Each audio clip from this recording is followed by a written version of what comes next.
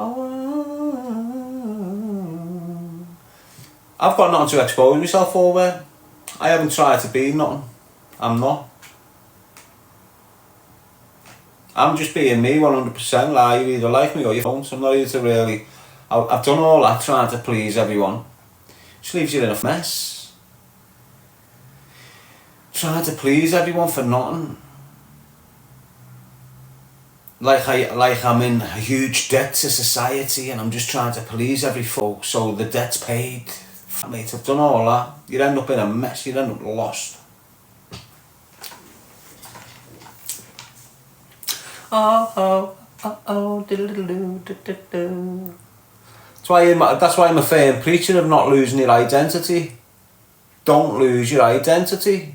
Don't give your identity up like it's nothing.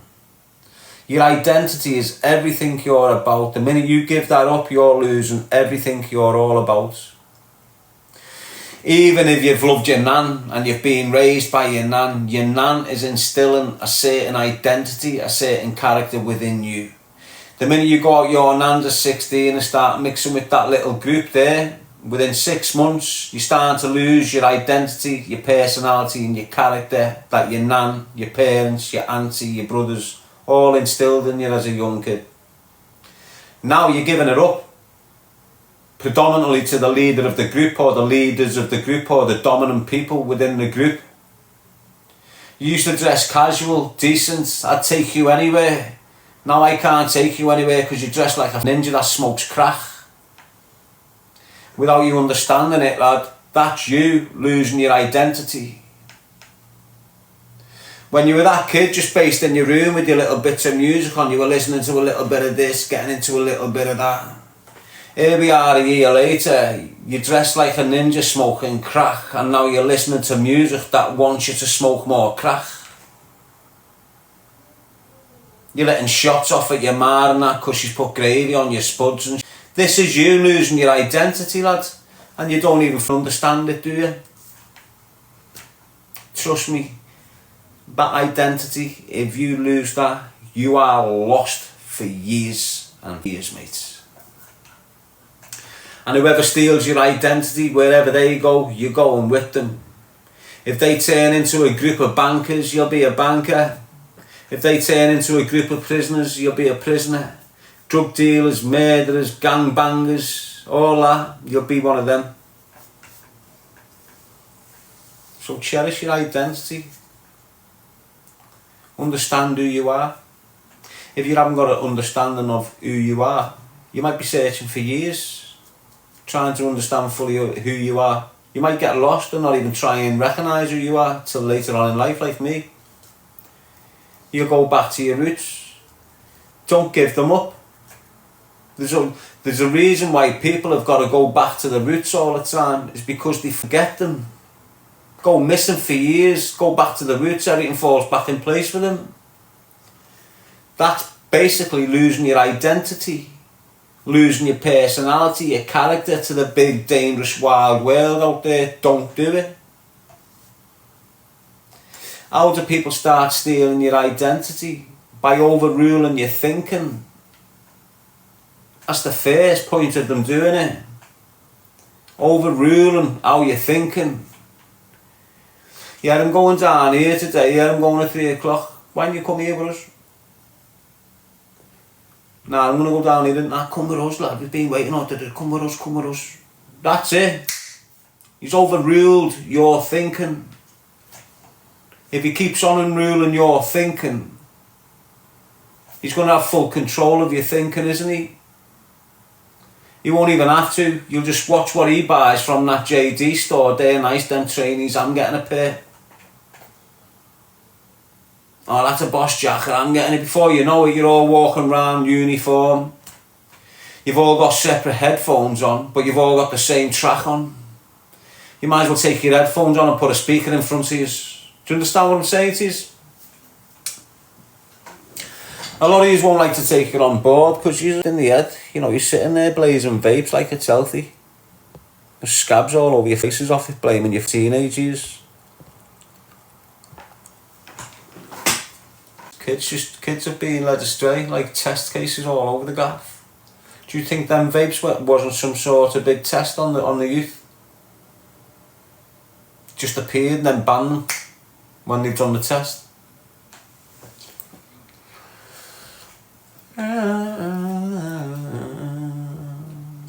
So all these mad vapes that you'd only just started getting, they brought similar type devices into the prison system well before they even considered it in the outside world. I can remember in the YPs in the early mid-90s when they brought in these substitutes for cigarettes. So it was something that looked like identical to a cigarette, and you'd smoke on it and a little bit of smoke would come out of it.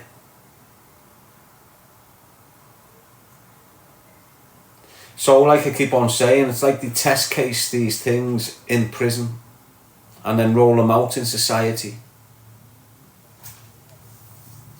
Now, in this country, it seems to be like the test casing on the inmates of this country, which is all us, your kids, and then rolling it out around the world. Do you understand what I'm saying? So in prison, the test cased it on that wing of prisoners, that group of prisoners, through the canteen sheet. They wouldn't even know what they're doing. Oh, look at them, let's get some of them. Everyone blazing them all, man, kicks in, they haven't got a clue. And then they'll roll it out here. So everyone's got vapes out here now, but it was prisoners that had them first. Now it was our public that probably had the vapes first around the world, and then the whole world got them. Do you understand what I mean? Like a little seed went from here to this to that. But it seems like our prison system is a test lab. And if it goes okay in there, then they'll put it out into the public. And if it doesn't really damage our public, then they'll put it out in the world. Starting with AI. Starting with AI. So like I was saying, biometric identification. Biometric identification. Your eyes, your fingerprints, your image. Sometimes parfold, we call it. Swabs. Yes, Jay. So, in prison, they sort of like brought these brand new prisons out. Loudon Grange, Dovegate, private security prisons. And basically, if you look at the cities of the future, that there's mad images out there. If you go and search and research, you'll see these type of images of the future. Future cities, basically. Like Liverpool will have 4 cities, if you like. Do you understand? So, if you look at the way they're built from above, they're identical. So, you'll have a centre hub with 4 legs. Do you understand? And when you went in there, when you got into reception, when you first landed in this prison, they'd take your fingerprint, and it was a first. It was just metal gates and keys.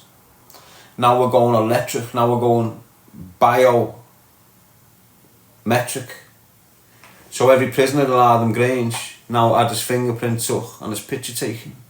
And every time he wanted to book a visit, the old way, you'd get paperwork sent through your door, fill it in, post it out, your family would ring up, book a visit.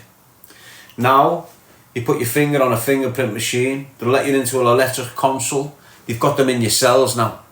When they first started doing it, they'd have 1 console at the end of the wing or 2. And you'd go to there, you'd book your own visits, you'd make your own legal phone calls, you'd put your own numbers in, you'd buy your own canteen, fill your food menu in, all on this electronic machine that you'd access with your fingerprint. Yes, Dave. Now, that technology was in the prison system 1997, 1998 or something like that. When Loudon Grange prison first opened is when they first got the technology. The same technology was not outside till 2010, 2015. Honest to God, I'm convinced the role is in prison, because prison's like a miniature community. It's like a miniature city of prison. It is. The way they're going in the future, you're basically going to be in a prison encampment without walls or fences. You've got the cameras, you've got the coded locks everywhere, you've got everything but the steel fences. You've got them in high secure areas like you would in a prison. You know, you'd have certain places that are double fenced. That's what you've got in your community. Certain places you'll see them double fenced up, high fenced up. It's like everything is a prison, and the people in power are like the prison officers and the governors and the priests and the nurses and all this. It's just like a massive version of a prison. That's what it is. It's just a massive version of a prison. And just like in prison, if they lock you down, they lock you down. If they say you can't do this, you don't do it. If they bring in a law, you don't break that law. If they say the telly's going off for 3 weeks because something's gone on down there, you go sound. If they say, oh, your water's been poisoned for 10,000 hours in the last 5 years, it's been full of being drinking it, you're just going, oh yeah, great. Do you understand what I mean? And then the phones, you know, when we first get the phones, we all think, oh, this is great, they give us a phone. And you're not realising that they're building a profile of you. They're building an electronic profile of you. So look, when we first got the Apple phone, you know, their intention was trying to monitor everyone that got their phones. So when you got an iPhone, the first edition ones, it was simple, an email, wasn't it? Email account. And you'd have everything linked into your email account. You could probably snoop in the background, you know, get a few bank details if you wanted and get a little bit of identity on you there. But it weren't enough of them. Why? Because they've got millions of devices around the world, and although they've got email addresses, they can't really pinpoint the email addresses. So they needed to take a step further. So the next edition of iPhone pops out. Now, we want your fingerprint. Now you can log in and you're thinking, oh great, it's a more secure way, but now they've got your fingerprint. You've got your fingerprint, you've probably got your banking app on there, you've probably got all your mad details on there, your date of birth, this. So they've got all that. But the amount of images in your phone prevents them from identifying who you are. So now we've got millions of devices in the world. We've got the fingerprints to these people. We've got the names, the date of birth, but we can't really confirm what the picture is. So let's give them facial recognition. So now they've got your fingerprint, they've got your face, they've got the date of birth, they've got the tone of your voice, they've got the people who you love, the people that you don't love, the things that you're buying, the things that you're not buying, the places you go, the places you don't go. All from that one device. And without you understanding it, or possibly believing it, there is somewhere out there a full profile on you and everything you do. Every in and out, every up and down, they've got the lot. Why have they kept all that? Why have they stored all this electronic data? for AI.